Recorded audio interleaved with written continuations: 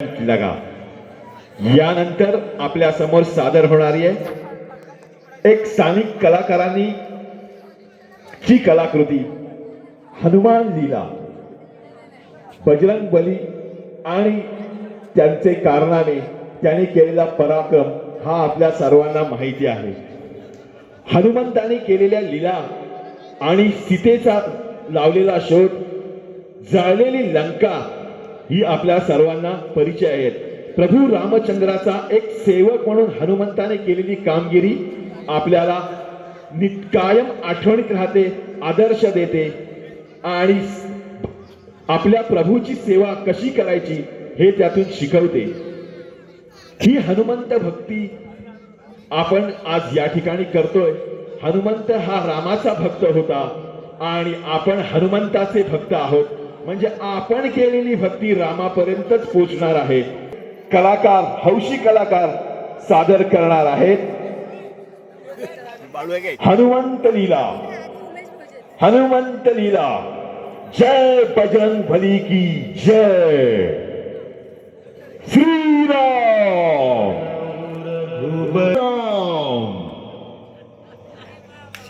जय बजरंग बली की जय। समोर बघता हनुमंत आपल्या इथे प्रकट झालेले आहेत।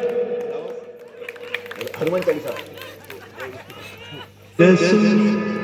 जोदायक फलचारी बुद्धिहीन तनु जानिके सुमिरो पवन कुमार बल बुद्धि विद्या देहु मोहि हरहु कलेस विकार।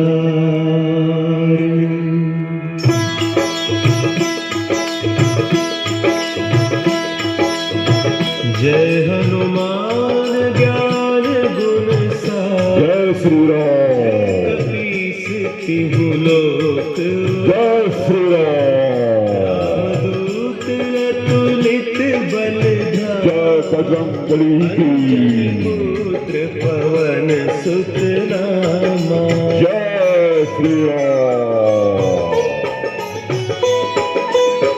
महावीर विक्रम बल। जय श्री राम मति निवार सुमति के संगी कंज। जय श्री राम सुबेसा कानन कुंडल कुंचित केसा हाथ वज्र और ध्वजा विराजे कांधे मुंज जनेऊ साजे शंकर सुवन केसरी नंदन तेज प्रताप महाजगवंदन।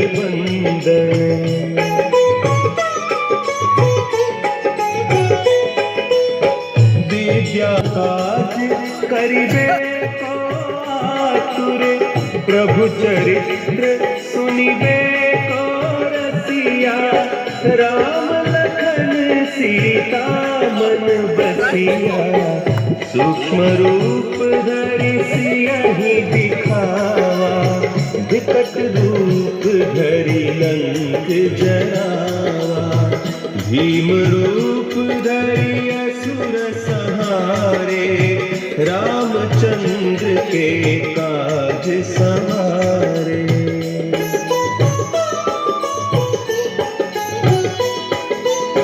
लाए सजीवन लखन जिया बड़ा। जय श्री राम पढ़ दो। जय श्री राम जय श्री राम। प्रभू रामचंद्रांचा हा दरबार भरलेला आहे आणि या दरबारामध्ये आपण पाहतोय प्रभू रामचंद्र तिकडे उभे आहेत, लक्ष्मण आणि प्रभू रामचंद्रांची भार्या सीतामाई आणि या दरबारात आपण सर्व बसलेलो आहोत। या ठिकाणी हनुमंतरायांचे देखील आगमन झालेले आहे। प्रभू रामचंद्र आज वनवासातून या ठिकाणी आलेले आहेत आणि त्यांनी हा दरबार भरवलेला आहे. या निमित्ताने आपल्या सर्व प्रजाजनांना ते आज मोठी भेट देत आहेत. जो तो येऊन त्यांच्याकडून भेट स्वीकारतो आहे आणि हनुमान आमचा विचारा एका कोपऱ्यात बसलेला आहे आणि तो वाट बघतोय आपला कधी नंबर येईल, कधी नंबर येईल. प्रभू रामचंद्र मात्र एकेकाला बोलवून प्रत्येकाचा सत्कार करत आहेत. अनेकांचा गौरव होत आहे. ज्यांनी सीता शोधासाठी मोठे प्रयत्न केले त्यांच्या गौरव या ठिकाणी करण्यात येत आहे.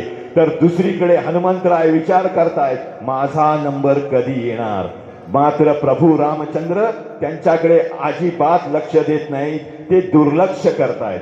ही गोष्ट सीतामाईंच्या लक्षात आली. काहीतरी चुकतंय. ज्या हनुमंताने आपला सोडवण्यासाठी प्रयत्न केले त्याचा आज सत्कार होत नाही. हनुमंत खजील झाले. ही गोष्ट सीतामाईंच्या लक्षात आली. त्यांनी सीतामाईंनी हनुमंतरायाला बोलावले. हनुमंतराय इकडे या.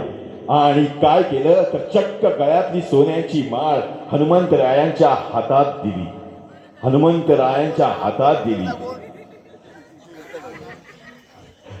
यावेळी हनुमंतराय धन्य झाले. मात्र त्यानंतर त्यांनी ती माळ घेतली आणि करतात काय, माळ हातात घेऊन एक मणी चक्क तोंडात घातला, कणकण चावला. दुसरा मणी तोंडात घातला, तो पण चावला. सीतामाईंच्या लक्षात आलं. त्या प्रभू रामचंद्रांना म्हणतात हनुमंतराय नक्की करतात काय, हनुमंतराय नक्की करतात काय. प्रभू त्यावेळी लक्ष्मण मध्येच बोलले शेवटी ते माकड, दुसरं काय करणार. प्रभू रामचंद्र तेवढ्यात म्हणाले लक्ष्मणा जरा थांब, तसं नाही, जरा वेळान बघ. आणि त्यानंतर हनुमंतरायांनी मणी तोडत असताना म्हटले यामध्ये राम नाही. आणि एवढ्यात त्यांनी आपली छाती फाडली आणि प्रभू रामचंद्र त्यातून प्रकटले. प्रभू रामचंद्र की, प्रभू रामचंद्र की. अशा प्रकारे हनुमंत भक्ती या ठिकाणी त्यांनी प्रदर्शित केली. आणि याच वेळी रामाने देखील